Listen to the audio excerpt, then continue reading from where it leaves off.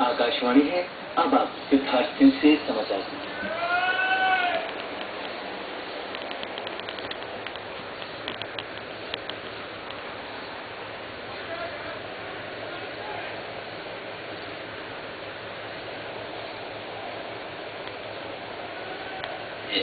Washington में कल रात व्हाइट हाउस में बैठक में प्रधानमंत्री नरेंद्र मोदी और अमेरिका के राष्ट्रपति बराक ओबामा आतंकवाद का मुकाबला करने के लिए संयुक्त और समन्वित प्रयास करने पर सहमत हुए।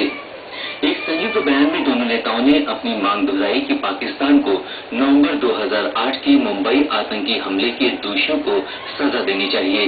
बैठक में व्यापार, निवेश, विनिर्माण, रक्षा, समुद्री सुरक्षा के क्षेत्रों में सहयोग सहित कई मुद्दों पर चर्चा हुई। श्री नरेंद्र मोदी ने अमेरिका में भारतीय सेवाओं की आसान पहुंच की मांग की। दोनों देशों के बीच आपसी रक्षा सहयोग को 10 और वर्षों तक जारी रखने पर सहमति हुई। प्रधानमंत्री ने अमेरिकी कंपनियों को भारतीय रक्षा विनिर्माण क्षेत्र में हिस्सा लेने के लिए आमंत्रित किया। दोनों नेताओं के बीच ये पहली औपचारिक बैठक थी जिसमें दक्षिण एशिया में आतंकवाद और पश्चिम एशिया में उभर रहे खतरों के बारे में बातचीत हुई।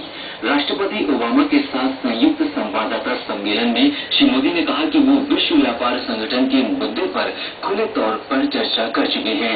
उन्होंने कहा कि भारत व्यापार को सुगम बनाना चाहता है, लेकिन हमारी खाद्य सुरक्षा के मुद्दे का समाधान किया जाना भी जरूरी है। श्री मोदी ने अमेरिका के राष्ट्रपति को भारत आने का निमंत्रण दिया। व्हाइट हाउस ने इसे स्वीकार कर लिया है। प्रधानमंत्री ने श्री ओबामा से इस दिशा में कदम उठाने को कहा।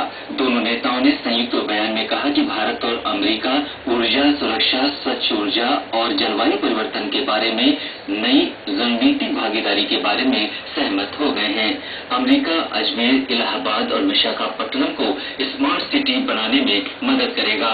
बाद में भारत अमेरिका व्यापार परिषद को संबोधित करते हुए श्री मोदी ने व्यापारियों से भारत में निवेश करने को कहा। प्रधानमंत्री नरेंद्र मोदी वॉशिंगटन से रवाना हो गए हैं। नई दिल्ली आने के रास्ते में वे आज शाम फ्रैंकफर्ट पहुंचेंगे।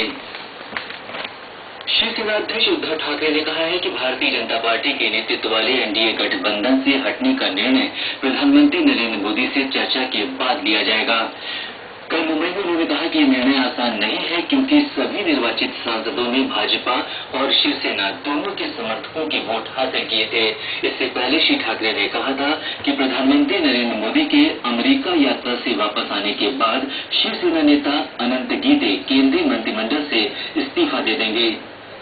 उधर महाराष्ट्र में विधानसभा चुनाव के लिए सभी राजनीतिक दलों ने अपना प्रचार अभियान शुरू कर दिया है।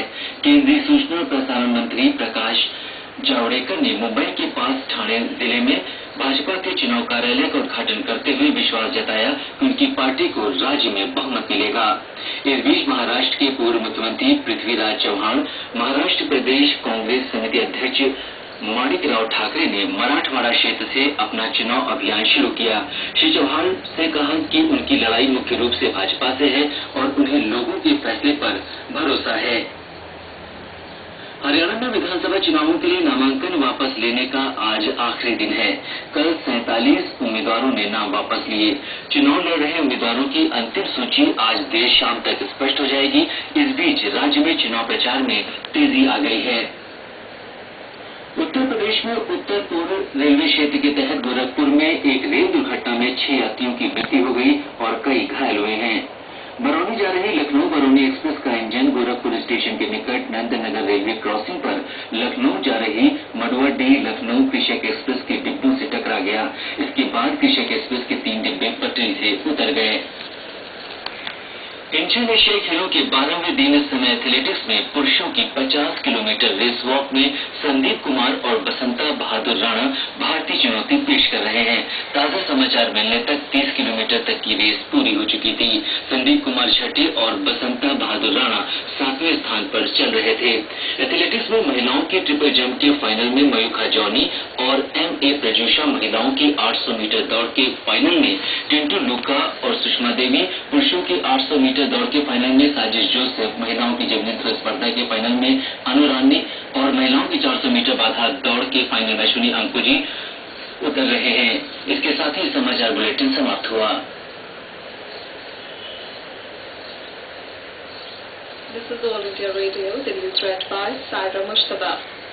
India and the United States have vowed to push their strategic bilateral relationship to new levels, resolve issues blocking implementation of the civil nuclear deal, and cooperate in counter-terrorism and work together in third countries like Afghanistan.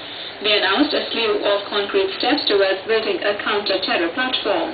In a meeting at the White House in Washington last night, Prime Minister Narendra Modi and US President Barack Obama agreed to make joint and concerted efforts for countering terrorism. This will include dismantling of safe havens and terrorist and criminal networks. The two countries will now work together to target the financial and tactical support for the Lashkar-e-Taiba, Jaish-e-Mohammed, Al-Qaeda, Haqqani network and the D Company and its head Dawood Ibrahim. Dawood is widely believed to be in Pakistan, and the Haqqani network, which has been active along the Afghanistan border, has been working against both Indian and US interests. This was the first formal meeting between the two leaders spread over delegation and restricted levels, which covered terrorism in South Asia and emerging threats in West Asia. The meeting also covered a broad range of issues including cooperation in the fields of trade, investment, manufacturing, defense, maritime security.